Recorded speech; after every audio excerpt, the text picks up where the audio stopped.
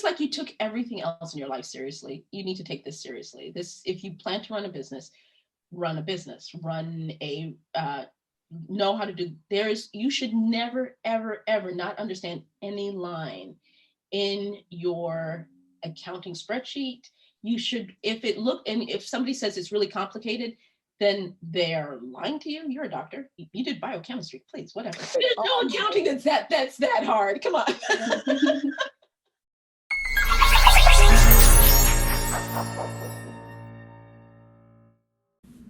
Hi, this is Dr. Jen Barna. Welcome to DocWorking, the Whole Physician podcast. At DocWorking, our specialty is coaching physicians to achieve the best of life and medicine. This is the podcast where we talk with doctors about real life outside of medicine. Welcome back to the DocWorking podcast. This is Jen Barna, and I'm here again with Coach Gabriella Dennery, MD, and Dr. Miriam Michael. This is the third of 3 episodes where we continue our conversation with Dr. Michael and hear some of her best life hacks. She'll give us her best tips and tricks on everything from wealth building with real estate and budgeting to private practice as a business model to postnuptial agreements. We hope you enjoy your tips as much as we have. Oh, you said you lived in apartments. Did you ever own like multi-unit type of setups or? Oh yeah. Oh gosh. You mean when I finally did buy a house? Speaking of budgeting, I'm just really interested. Yeah. Mm-hmm. So, part of the thing is being poor takes away choices. So I know that sounds wrong, but I don't like being poor. So, so one of the things that makes you poor is a house. That is a terrible. Cars and houses make you poor. So true. So now that it's a thing, it's called house hacking, but I knew it way before it was a thing. So when I bought every house that I've ever lived in has a rental. I have never lived in a house that doesn't have a rental because I am not paying mortgage. Oh, I am paying mortgage, but I am not funding the mortgage. So every house that I've ever had, I've never bought a house that didn't have a rental space that would be equal to the mortgage payment. Mm-hmm. That way, it gave me freedom since I'm not tied down to the house or not tied down to a job because I have to pay for a house. It gives me freedom to make choices. Mm-hmm. So if I wanted to move away from that house, I can move away from that house because, the mortgage isn't holding me down. So it gives me a lot of flexibility in where I want to live. So I actually always live, and mind you, I've had like 25 jobs, who knows, but I've always lived like 3 or 4 miles away from home.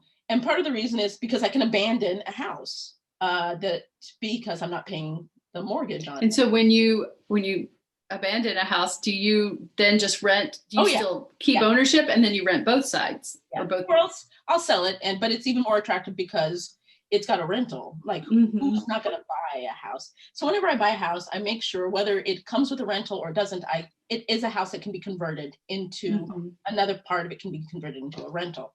So that's brilliant. I love it. I feel like if you're a young physician listening to this, like hear that if you hear nothing else out of this conversation. Yeah, absolutely. That's such good advice in terms of your financial security long-term. Because you think about it, when I don't know what we were residents way back when. So I think my before tax salary at that point was about $30,000 maybe a year. And then when you become an attending and literally overnight, there's a massive change. There's a massive shift. And I think a lot of us, I certainly didn't at the time know what to do with that. But here, even with student debt, whatever the situation may have been, there's still an opportunity to leverage it, to play for the long game and to set yourself up in a way that you can really build not money, but wealth. That you can stability and negotiating power power. Absolutely. Yeah.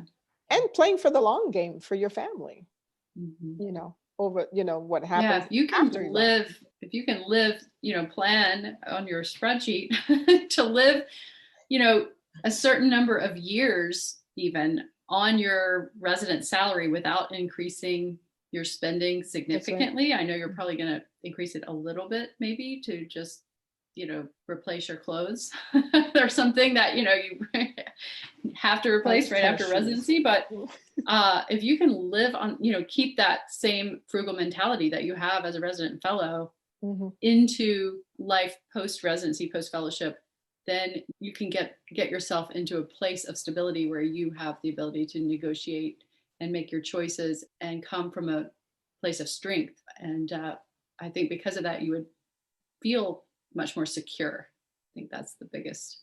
And that's true. Part of the other things that I do with my budget is I do like really, really nice things. So I'm only allowed to buy one really nice thing a year. So I'm only allowed to buy a certain amount. So there's certain things that I don't have to worry about. So t-shirts, underwear, and like socks, I can buy as much as I want. I'm only allowed to buy 2 bottles of perfume a year, and it doesn't matter if they're cheap or thing. So I have these very strict rules about what I can buy because I'm not allowed to shop because that's dangerous. It's dangerous. And I'm allowed to buy one ridiculously over-the-top thing a year that is like just meaning like a purse or a shoe. The thing is that, so you can have these outrageously over-the-top stuff, but you're only buying one. And since I'm only allowed to have 4 purses at a time, I do have 4 fantastic, like really ridiculously fantastic purses. But and I can't get rid of them because they are fantastic and I can't buy any more. So, but it does, what it does is that my budget, like I never, ever have exceeded my clothing budget, even though it seems like a lot, I've never exceeded it because you have these rules that you put in place. So if you know that you are that girl, I go to I have friends who are designers, so I go to Fashion Week and I can actually put clothes on and go to Fashion Week and not look terrible, but it's the stuff that I've had for 20 years. So you can be that like over the top spender while sticking to a budget, but you have to really create rules for yourself. And you can't spend it on a house and a car. Or if you get a car, get one that's already. Oh, I've never bought a new car ever. That is bad money. That's bad money. Absolutely. You're right. You're right. You're right. Talking about magic sauce. Yeah. Part of the thing that's overwhelming is just the amount of administrative stuff you have to do. It's just overwhelming. You can sit up all night, every night, and you'll never catch it. And then there's this weird expectation that you should be on top of it, that you're going to answer 130 emails and every day, and then 70 texts. It's just like, who can't? And you're supposed to actually have a life, have a clean. It just blows me away how anybody's expected to do all of that. So it's not even cheating. I think this is the right way to do it. Is I found this book. It was hilarious. It was the 4-Hour Work Week, and it talked. I love it. A virtual assistant. And I was like, wait. So I looked it up. I couldn't get the one he had, but I found a virtual assistant in India, and it was phenomenal. Let me tell you. First of all, I love sending angry letters. It gets rid of all my like whatever pain I have, it goes away. So if I'm at, like Target, line 7, and the person is outrageously terrible to me, I will, email my virtual assistant, tell him to write an angry letter. And I love it because it's very weirdly Britishy, like that foreign English, which is even more impactful. So now, see, this is wonderful because I have entertained the idea of having a virtual assistant. It sounds like such a wonderful idea of having any kind of assistant, but I've you know how it's hard to let someone else do tasks for you because you want them done a certain way and then you have to redo them. And it's like, okay, I could have just done this myself in the first place and it maybe would have taken less time. But you're giving me wonderful ideas of what you can use a virtual assistant for. So tell us more, please. But part of it is the same thing. It's kind of, you have to very clearly give your expectations of what you want to do. One of the things is, I am a ward attending. So, and I believe it was such an important part to what happened to me was writing really good letters and writing everybody and I want to do it up front. So I will ask them, to send me an email with, bullet points of what they want in their letters. I have 4 or 5 templates that I give, and he puts into the template as much as he can. He reads the, statement and everything, and he puts it in, and I tell him to send that letter to the medical student or the resident if they want anything changed. It removes me as the middleman, because then I don't have to proofread it or make, any of those things. And then I get it back and it just gets signed.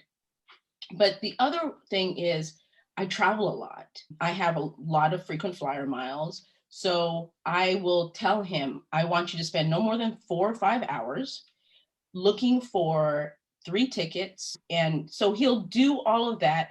He'll make the reservation and send it back to me, and then I'll just pay for it. So that 4 or 5 hours of getting a hotel, doing all of that, the flight, plugging in my frequent flyer miles, doing all of that is done. And I give him the parameter of how many hours I want him to spend on it. Because it's not that much. I mean, it's like $10 an hour, but it's still you set the expectations. And I was telling Gary, I like sending Christmas cards, but I'm too lazy to do them. So this is the best story. I just don't send them. I haven't sent them in like 20 years. So you go to whatever, to Shutterfly or whoever makes your cards, or even go to Marshall's, buy a box of cards with stamps and labels, and you send them to the virtual assistant halfway across the world. Yes. We'll write lovely notes in whatever script that's not yours, handwritten notes in each card, label them, put a stamp on them, and send them back. So then and all you have to do is stick it in the mailbox. Phenomenal. Brilliant.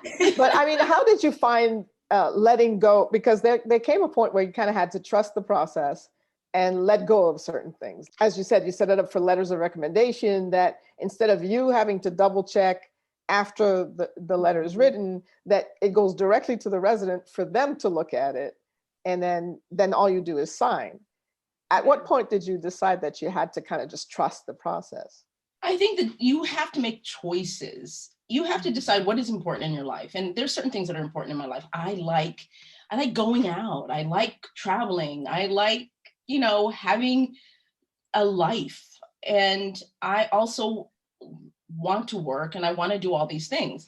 So the choices that you have is you can get drowned. And I'm neurotic. I'm a particular person. I like things done on time, properly. Either I can waste my life doing it, or I can give it away or give it up. And since we live in 21st century, we are lucky to be born in a time where all of this exists. Right. So I think you should take advantage of it. So part of it was giving it up. The other thing, I had to give up a lot to make the things that I want happen. I gave up, I gave up a lot of colors. My wardrobe is very, very my children laugh at me. They call me, they say that I dress like a cartoon character. You know how a cartoon character wears the same thing every single day? Yeah, I get that too. Sometimes I wear them inside out by accident, but go backwards. I mean, I wear black pants. I have one pair. Thank God it's made by a scrub company, because it substitutes as my dress pants and my scrubs at the same time. So I have 9 of them, so. It's easy. You don't spend time shopping and choosing. You're just like, pants, right. And you throw a blaze on it. And you know what? Can you share that? Maybe you can share the link with the brand name for us, please. It's funny. Speaking of hacks. Urbana. And it's funny because it's made for curvy girls. All right. And then, I have the same, it's a joke in our household, because I can never keep enough of them, because it's everyone's t-shirt. So when they were kids, when my kids were small, we used to get like packs of, like from Marshall's, we used to get packs of Calvin Klein V-neck t-shirt. And I'd buy like 4 packs of them at different points in their life. It was medium or large, and everybody had them. So that was everyone's t-shirts. We didn't have any other t-shirts in our house, whether it's Love it. Makes perfect sense. Keep it simple. They don't fade when you wash them. They look good. They lie flat. They've got great material. And then the other thing was, I'd always buy like 20 pairs of the same socks, the same black socks. And everybody in the family, I don't care who you are, that's the socks that we're wearing. And then when they kind of that's so smart. too many got lost, I would just throw all of them away and buy another 20 pairs. That's brilliant. I love that. So I have problems now because they come and steal my stuff. They're like, wait, go get your own. Well, yeah. Exactly. Okay, you mentioned, and I'm quoting back, that I had to give up certain things. Are you giving up something or are you gaining something? Oh, no, I gain. I mean, it's a gain. To me, I mean, my favorite color is orange. It's not a color you can use as a, staple. So, so I own nothing in orange. Practical. It's one of those things. Exactly. So you're kind of making a decision as to what matters to you most. Yeah. Yeah, exactly. Yeah. And clothes shopping is not one of them. No, I mean, I love fashion, but I wear very, very few basic things that are interchangeable. And it makes for traveling really easy. So we travel a lot I'm that girl that if you call, I will sleep on your couch. If you are going to the south of France and you need one more person, I'm there. I'll sleep on the floor. I don't care. Awesome. My bag is packed. Right. It's already packed at the door. Come on, let's go. Right. Okay, very good. So one of our conversations, Miriam, which was a hot topic, was private practice, yes or no? And you said, and I quote, "It's a stupid business." End of quote. And I would love for you to talk more about that. I think. And what's your experience with private practice, first of all? So I've been in private practice twice, and it's, mind you, it's a business, and you have to understand that it's a business. But it's a bad business. It's a really bad business. And the reason I say that is when you look at physicians and they open another business, not like dilettante business, like where they open like a restaurant. I mean, you if you're in a business, you have to be in a business, like you have to run the business. So you're in private practice and you're running this business. It's a terrible formula. The only person who's bringing in money is you. What a terrible formula. If you get sick, no money is coming in. And the outlay, your fixed costs are so over the top high. And then we have this ridiculous system where you get paid 6 months later, but you don't have any negotiating power in getting your payment. You don't even know how much of that you're going to be getting back. It's terrible. This system where the insurers have all the power, all the negotiations, we're in the most powerless position you've ever been in a business. You have these fixed costs that you can't get rid of. It's insane. And the amount of work that you do is it's incredible. You have very little negotiating power with your fixed costs on top of it, which is really hard. So I think that if you're going to put that much, I have to tell you, like a Dunkin' Donuts is such a great business. Like if you put that much time in a Dunkin' Donuts, probably more profitable. Yes, a lot easier. Yeah, get a franchise. You can negotiate your fixed costs so much better. It's just that I think that as a businesswoman, I just think it's a bad business. It is the way we do practice, but you don't. To me, if I was going to put my business hat on with my business glasses and my spreadsheet and put that much time into a business, it's just such a bad business. That every day that I came in, even though I loved it, I loved the patients, I loved the secretary, I loved the refrigerator with your coffee and everything, it was just such a bad business that it was too difficult to waste my, I think, hard work into trying to create not even so much wealth. You're creating out of a formula that's so flawed. So I did it twice, and both times I was like, holy cow, it's a terrible business. But I think that I want to make money. Let me go make money. But do you think autonomy was the reason why you wanted to go into private practice? Or what was the push, do you think? It's the way doctors do business.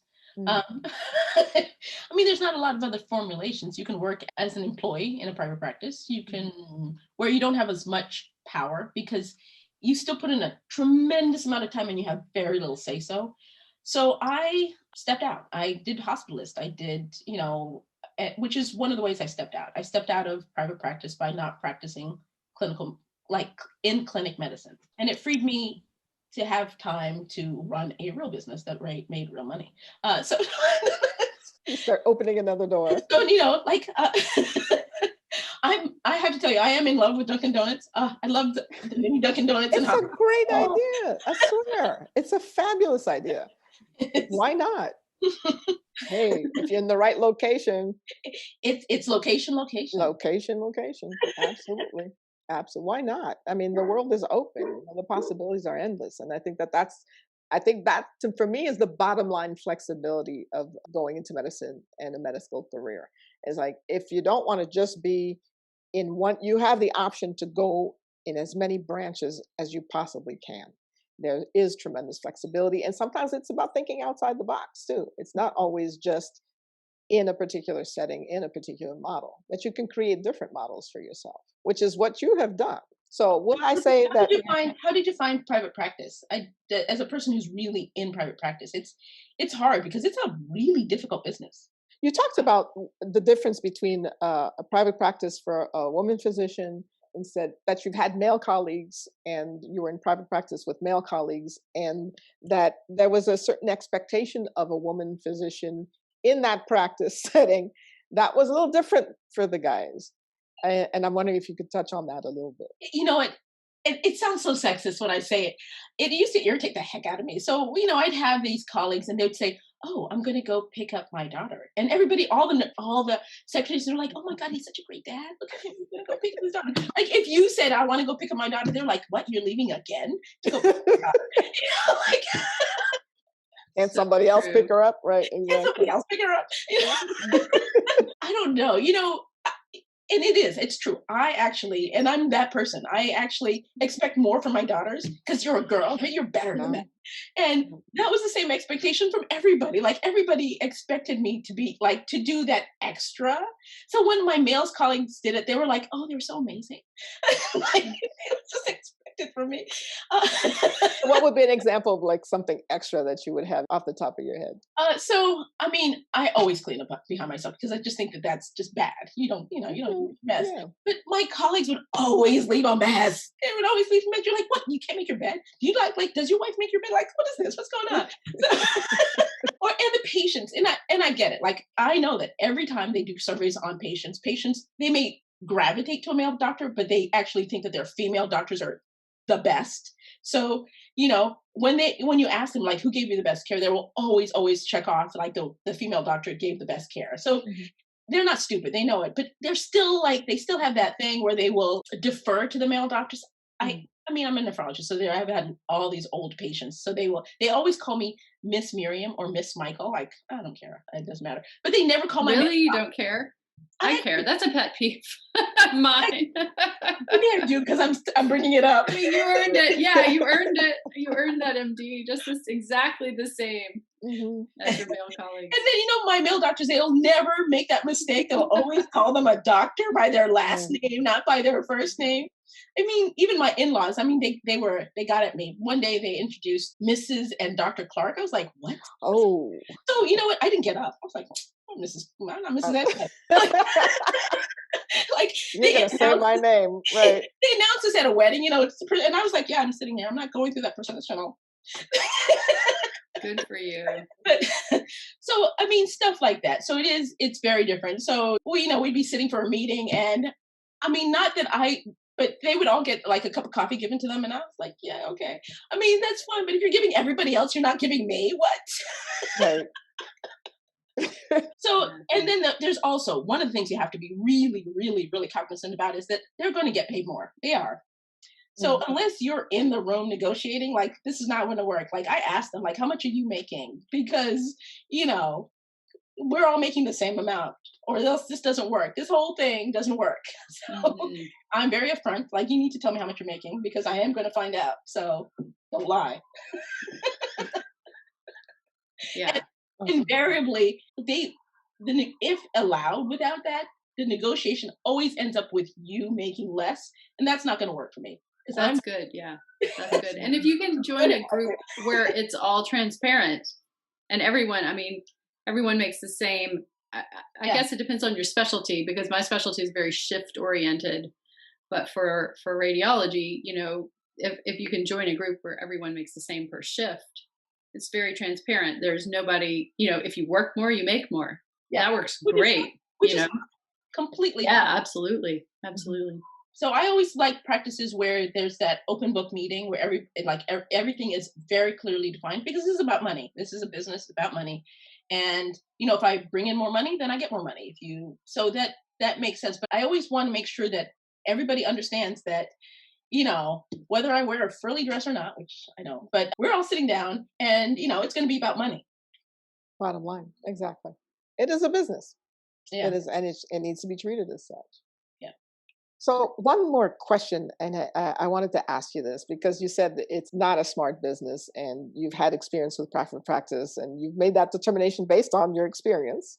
So, but for those young physicians who are out there and they really want to go into private practice, or it's something that they're seriously looking at, what advice would you offer them? What do you think they need to really be aware of? So, you have to understand that there's many ways to make money, and it is a business, and you have to sit and you have to, really understand your business. You have to know how to do bookkeeping. You have to be able to track all the money. You have to sit down and have open book discussions about your finances and run it like a business. I think what happens is people will hire people as their business, managers, and never look at the books, never look at what their accounts receivable are, and they're just a doctor. So if you want to go in there and just be a doctor, you shouldn't run a business. Mm-hmm. If you're going to do it, take the time, go on YouTube or take a class, which is what I did, and do bookkeeping. You should know at least basic bookkeeping, because it's a business that you're running. So I think that just like you took everything else in your life seriously, you need to take this seriously. If you plan to run a business, know how to do. You should never, ever, ever not understand any line in your accounting spreadsheet. You should, if somebody says it's really complicated, then they are lying to you. You're a doctor. You did biochemistry, please, whatever. Oh, you're absolutely right. There's no accounting that's that hard. Come on. That's very true. That's very true. So I think you have to understand as a physician, you will not be wealthy from private practice. You will be rich, meaning you'll make money. Mm-hmm. But wealth comes from controlling your expenses, meaning all the other stuff that you spend money on. It is about investing your money. It's about, just so many of the things that you do in life makes the difference between you having money and being wealthy. And it's very easy as a physician to be wealthy. You just have to be very careful about your expenditures. And most expensive thing that you can have is like a spouse. Good God. So be careful. Oh, yes. And oh my goodness. Oh my goodness. The spouse. Read the contract. Read the contract. You mentioned at one point post-nup. I had never heard about postnups. What's that? So in the throes of your happy marriage. Okay, so there's only certain ways that you can protect yourself financially from a spouse. One, don't get married. Two, but if you do on it, understand the contract liabilities and know about the prenup. Listen, prenup is usually tissue paper. Once they've sent out that magnet that says save the date, any prenup that you do is trash because now it's under coercion. So that's a useless thing. So for I plan on getting married 3 or 4 additional more times. So, I have to. But so one of the joys was that, after I got divorced, I had 4 kids and I just didn't want to ruin that relationship with my children. And I saw so many of my friends who picked partners, and a step-parent relationship is really hard with 1 kid, let alone with 4. Mm-hmm. So, and I wasn't really interested in another person parenting my kids. I thought it was just, I already had an ex-husband who was parenting and I was there. And then to add a third, good God, was going to be just too difficult. So I enjoyed that time. Now, during this time, I wasn't going to bring any man home. So, but I then now had another opportunity in my life to date inappropriately. they weren't going to be my children's step parents, and I wasn't bringing them home.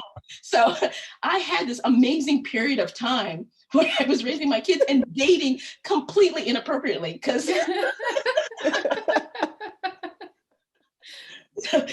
how in the world did you fit that in?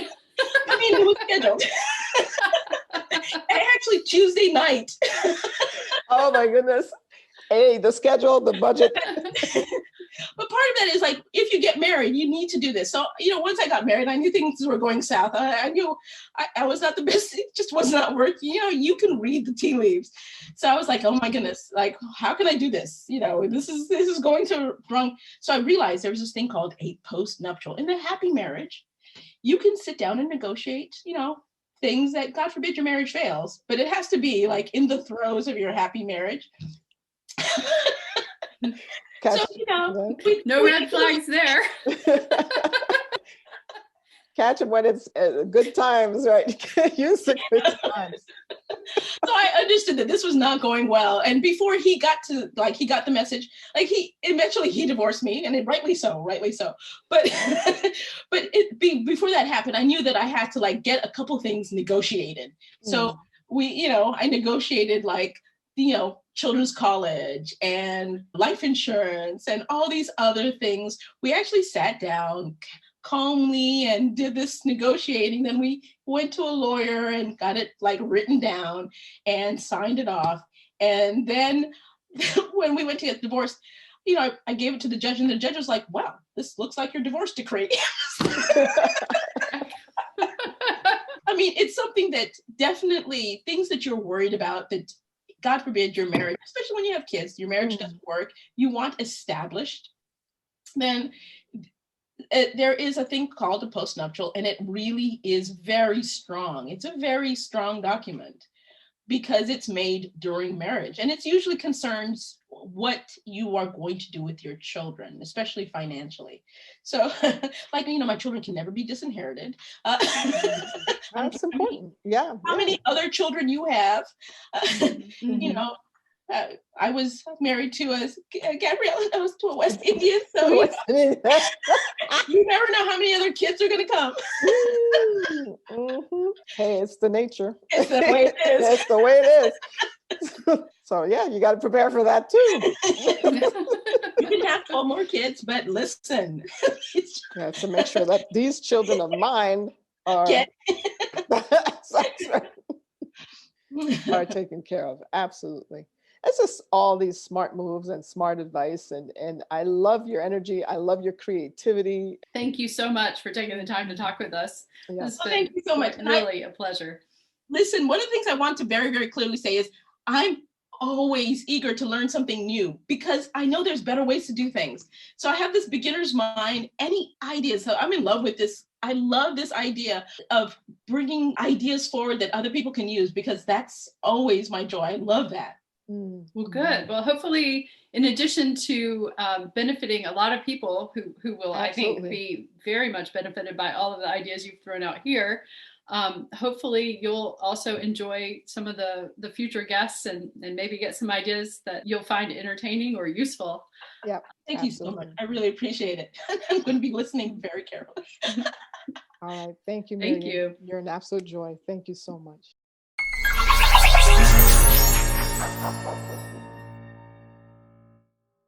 Hello, and thank you for listening. This is Amanda Taryn.